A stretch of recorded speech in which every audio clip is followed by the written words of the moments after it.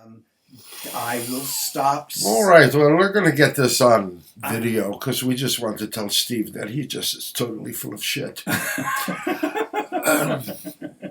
I'll stop beating the dead horse. We do love you, dear one, Yeah. but it's not. And here's the question. The question ultimately is, SOTU, what can you give us to help us get through every day? And we would suggest to you we've already given you that. And we have been giving that to you for years. And it is well past the time for simple techniques.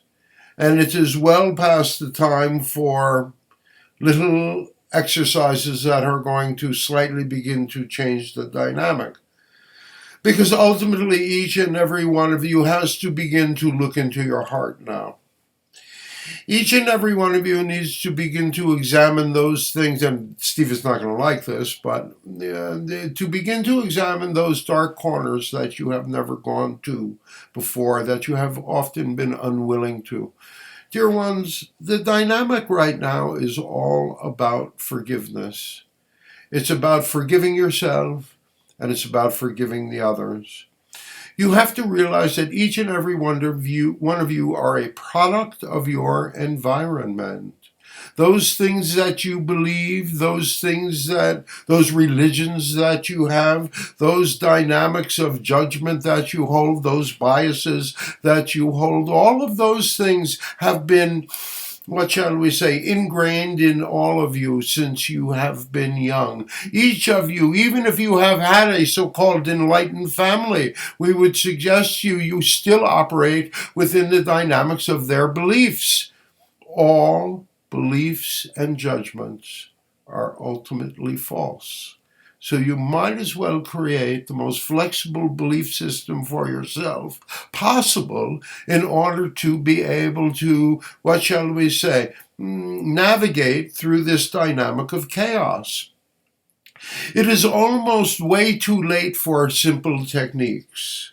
Now, we would suggest to you it is not too late for technique, but it is a dynamic that when you are working alone, it is like adding a drop of water to an ocean. Even though your dynamic of energy may have a, what shall we say, an intense color, an intense separation, as soon as it hits that vast dynamic, that vast sea of belief and judgment, which is the consensus reality, it automatically becomes diluted. Now, that's just the way that the dynamic operates.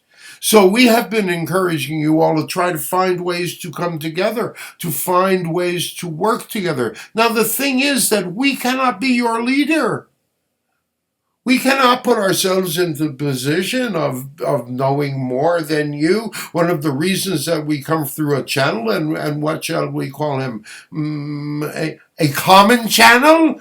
The reason that we come through such a common person is because his beliefs and his judgments fit uniformly the dynamics of expansion, the dynamics of wishing to be more, wishing to have more, wishing to know more. Those of you that are seeking an expansion of consciousness, those of you that are seeking the dynamics of a greater understanding of how everything works, you are drawn together.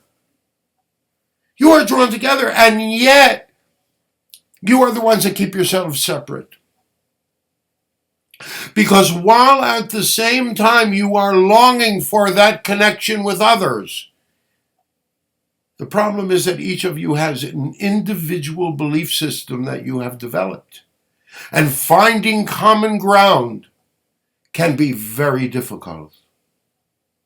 And so one of the things that we are here to share with you is that you all have common ground. You are all what we would call divine beings manifested in a physical incarnation. Someone like David Icke would say that you are infinite consciousness having a human experience. We would say that you are a divine being manifested in a physical body. It does not matter what words you use. Take the dynamic of God off it entirely. We would have you know that you are important.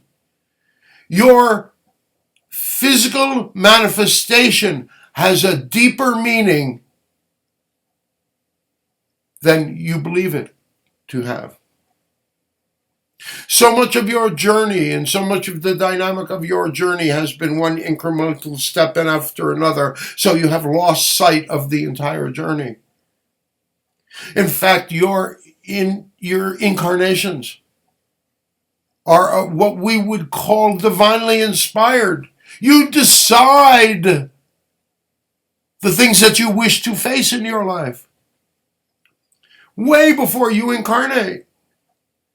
You decide the things that you wish to try to learn in a lifetime way before you incarnate.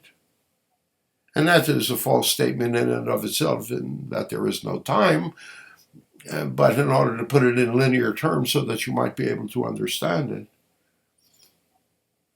we will use your language and we'll use your concepts. But in fact, you must understand that there is so much more. We have been for weeks now extolling the virtues of integrity, extolling the virtues of connection, extolling the virtues of responsibility. Because that is what each of you is being asked. We cannot tell you how to take responsibility. First comes the willingness, the dynamic of the willingness. Are you willing? Often if you are willing, your reality, your soul, remember that piece of you that is responsible for giving you the opportunities for growth? Your soul will give you the opportunities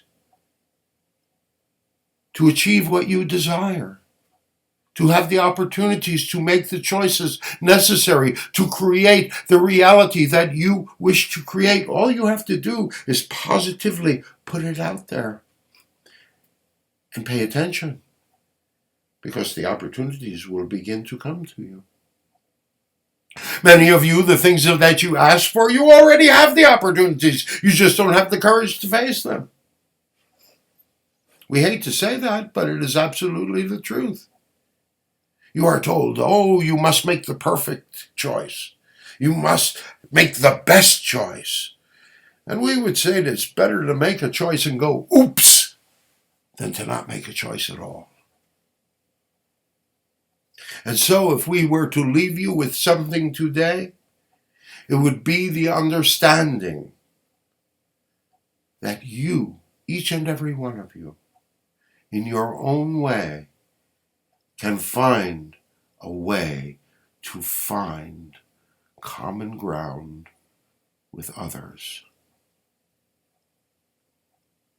Let down some of the boundaries on your belief systems. Soften the dynamics of your judgments. Forgive yourself and the others, but primarily, dear ones, forgive yourselves.